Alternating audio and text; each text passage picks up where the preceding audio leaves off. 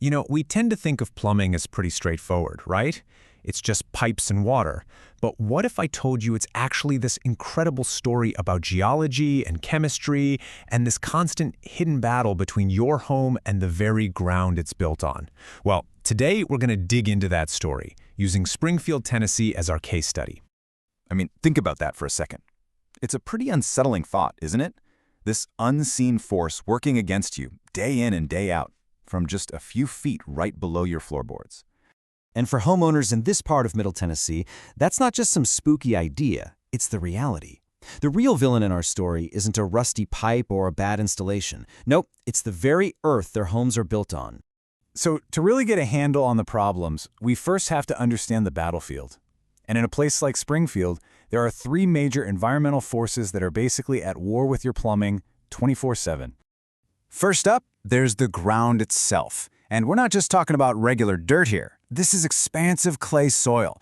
The best way to think about it is like a giant, powerful sponge. When it gets wet, it swells up, and when it dries out, it shrinks. All that constant movement puts this immense stress on rigid sewer and water lines, literally pulling them apart at the joints over time. Next, let's talk about the water. This is where the chemistry gets really fascinating. The water from the Cumberland River watershed is packed with dissolved minerals. Now, when that water heats up in your water heater, those minerals literally drop out and bake onto the inside, forming this hard crust called scale. It's like hardening of the arteries for your appliances, making them work way harder until they eventually just give up, years before they should. And finally, you've got the weather. When a real Tennessee winter freeze hits, any water sitting in exposed pipes, in a crawl space or an attic, it does something both amazing and incredibly destructive. It expands by about 9% as it turns to ice. And that expansion force is powerful enough to split copper or plastic pipes wide open, creating a ticking time bomb that's just waiting to unleash a flood once everything thaws out. Okay, so we have these big kind of abstract forces: geology, water chemistry, weather. But how do they actually show up in your day-to-day life? Let's connect the dots and see how these big problems become those household headaches we all dread. This is really where it all comes together. That clay soil we talked about, the stuff that's constantly shifting, you see it as those mysterious wet spots in your yard, or you hear it as a gurgling toilet, which, by the way, is a classic sign of a sewer line problem. And the mineral buildup from the river water, that's the reason you suddenly have no hot water or why your energy bills are slowly creeping up. And hey, even those beautiful trees in your yard, their roots are always hunting for water, and a cracked sewer line is a perfect target, causing those frustratingly slow drains in your sinks and showers. So when you're faced with this kind of onslaught from the environment, what does a real professional response actually look like?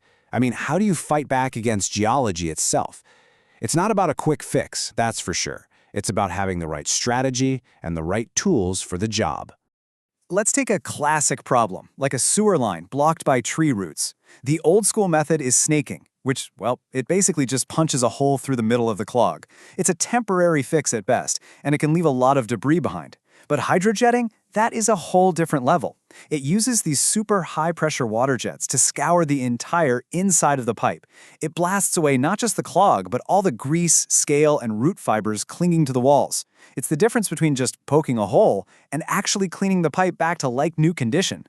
And the service process itself, that should be just as clear and straightforward. A real pro's approach is simple and totally transparent. Step 1, you call, they dispatch. Easy. Step 2 is absolutely critical.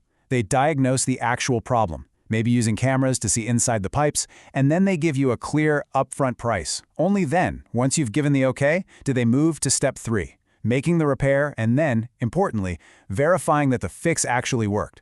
The whole process is designed for clarity, not for confusion. And this quote right here, it perfectly illustrates the most important part of the professional's playbook: building trust. Having a flat rate, upfront price means you're not sitting there watching the clock, worrying about a bill that's spiraling out of control. It just eliminates the #1 stressor in any home repair, and it puts you back in charge. It's all about creating trust through total transparency.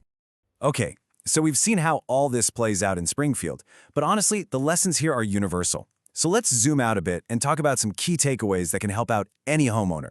Doesn't matter where you live. All right, let's arm you with some knowledge, because you have to know these red flags. If someone refuses to give you a written estimate, that's a big one. Beware of anyone who immediately pushes for huge, unnecessary replacements, or gives you vague pricing only to hit you with surprise charges later. A pro can always show you proof of license. And watch out for the person who claims every little issue is a major catastrophe to pressure you. A real professional explains your options and lets you make the call. Sooner or later, pretty much every homeowner with an older house has to face this question. And it's a big, expensive decision. Do you just patch the leak for now, or do you bite the bullet and replace the whole system? Well, here is a fantastic, super simple rule of thumb to help you decide. If the cost to do a single repair is getting close to half the cost of a full replacement, it's probably time to seriously consider replacing it. Look, pouring good money after bad into a system that's already failing is just a losing game. This little 50% rule can save you a ton of money and future headaches. So, in the end, that gurgling toilet, the slow drain, the water heater that suddenly quits on you, they're not just random annoyances. They're symptoms. They are chapters in a long, long story being written inside your walls and under your lawn. It's the story of your home's constant interaction with the unique world around it. And the only real question is, are you listening?